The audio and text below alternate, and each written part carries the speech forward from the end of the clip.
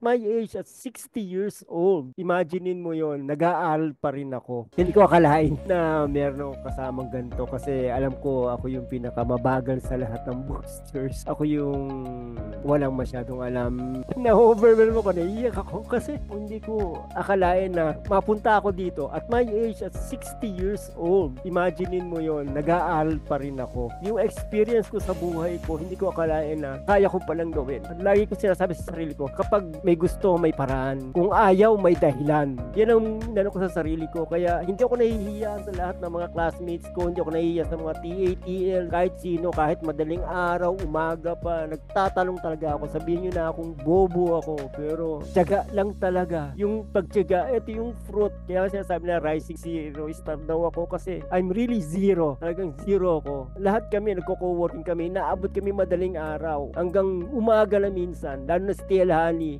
Grabe yan. Closing na kami alas 6. Kaya alas 8 ng umaga. Nagtatanong pa rin ako. Ganun ako ka-eager matuto. Kaya natutuwa ako sa TBSA, sa community na to. Talagang tinulungan nila ako. I really appreciate everything, everybody. Grabe kayo. Iba kayo. Talagang natutuwa naman ako. Kaya I thank you all. Lagi ko sinasabi, to God be the glory. Milyong salamat sa Diyos.